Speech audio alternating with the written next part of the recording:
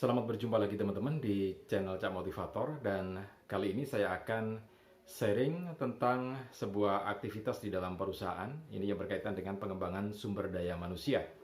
Nah, itu berkaitan dengan masalah briefing ya. Jadi briefing ini bagi sebuah manajemen adalah sebuah keharusan, karena untuk menjalankan proses manajemen kita perlu melakukan briefing di karyawan kita atau di tim kita setiap harinya. Karena itu pada dasarnya briefing itu kita bagi jadi dua, ada briefing pagi dan briefing sore hari. Kemudian juga kita bagi dua lagi, ada briefing yang pendek, singkat, dengan briefing yang agak panjang ya. Nah, karena itu kita akan mulai melihat satu persatu, sharing satu persatu tentang briefing ini.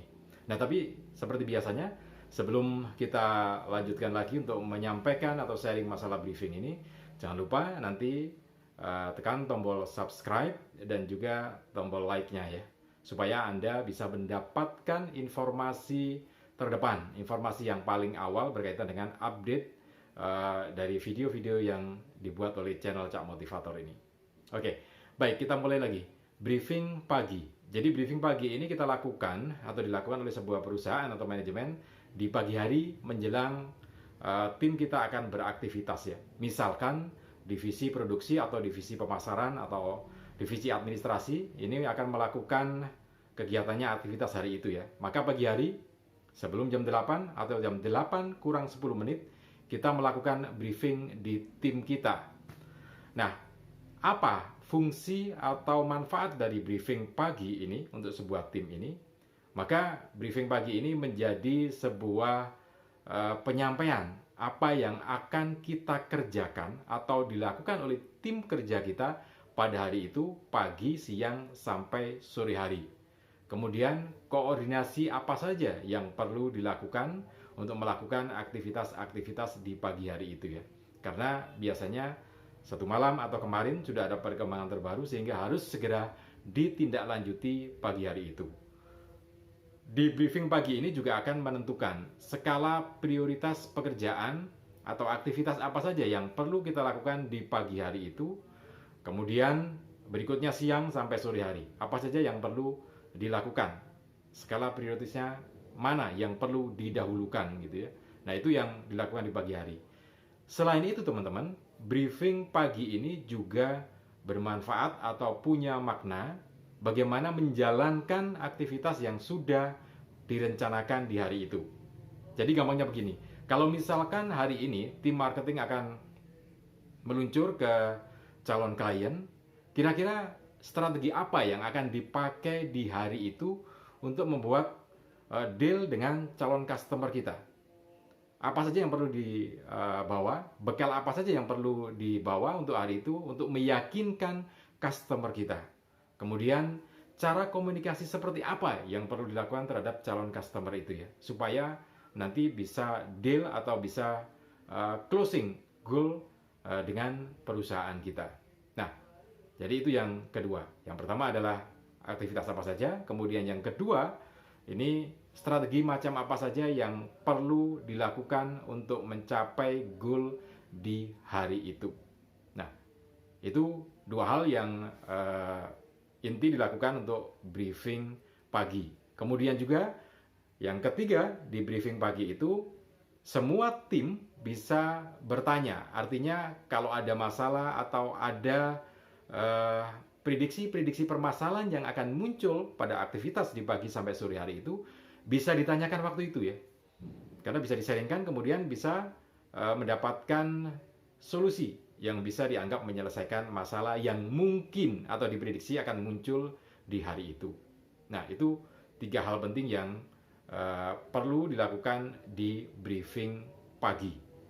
Oke, itu briefing pagi. Setelah itu biasanya ditutup dengan doa dan mulai aktivitas dari setiap individu dalam sebuah tim itu ya.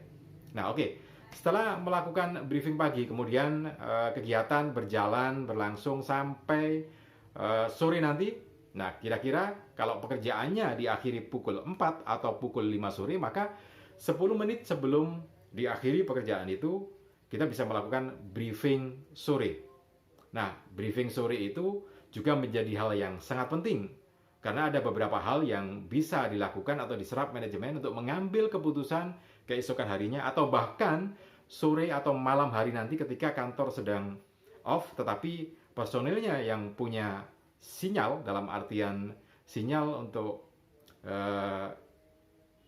melakukan aktivitas-aktivitas yang memang perlu dilakukan di malam hari, meskipun tidak harus di kantor ya, deal misalnya, atau lobby misalnya, maka sore itu sangat penting untuk melakukan briefing gitu ya. Jadi ketika sore hari, yang perlu disampaikan adalah aktivitas selama pagi sampai sore hari itu, apa saja yang didapatkan atau apa saja yang sudah dilakukan, kemudian muncul masalah apa yang belum terselesaikan di hari itu, tapi penting untuk segera diselesaikan, diambil keputusannya, maka sore hari itu bisa dilakukan solusinya. Jadi sharing, kemudian menyampaikan masalah-masalah apa saja yang sudah terjadi di sore hari itu, kemudian diberikan solusi-solusi apa saja atau treatment apa saja yang perlu dilakukan ya. Nah itu yang dimanfaatkan untuk briefing di sore hari. Selain juga untuk menyampaikan laporan kegiatan atau aktivitas yang sudah deal atau sudah goal, sudah finish dilakukan hari itu, sehingga besok bisa direncanakan aktivitas yang berikutnya gitu ya. Nah itu yang penting untuk dilakukan di briefing sore hari, karena menjadi kunci bagaimana proses hari ini terjadi, apakah sudah sesuai dengan rencana. Kalau sudah sesuai dengan rencana dan sudah selesai, sudah goal, sudah finish, maka ditentukan langkah berikutnya. Nah kemudian berikutnya adalah masalah apa saja yang belum terselesaikan tetapi perlu penanganan sesegera mungkin, maka perlu dicarikan solusinya di sore hari itu. Nah itu paling tidak briefing pagi dan briefing sore yang punya nilai manfaat untuk Anda semuanya. Nah oke. Selain inti materi briefing, maka briefing juga bisa dimanfaatkan untuk teman-teman yang mengasah cara berbicaranya ya. Jadi yang biasanya belum pandai atau fase berbicara bisa memanfaatkan untuk memandu acara briefing pagi dan sore ini. Sama ya. Jadi dipandu oleh salah satu orang, gantian, tidak apa-apa, tiap hari gantian, supaya semuanya punya kesempatan untuk belajar berbicara di depan umum. Biasanya kalau teman-teman marketing atau sales biasa, tetapi teman-teman di administrasi, di dalam kantor biasanya agak kurang bisa berbicara. Maka kesempatan semacam ini, briefing pagi dan briefing sore bisa dimanfaatkan untuk belajar. Jadi menggunakan teks. Oke, nanti di lain kali akan kita bahas tersendiri bagaimana memimpin briefing pagi dan briefing sore. Sekali lagi intinya, briefing pagi ditutup dengan doa, briefing sore juga ditutup dengan doa. Oke, mudah-mudahan sharing kali ini bisa bermanfaat untuk Anda. Salam dan sukses selalu untuk Anda.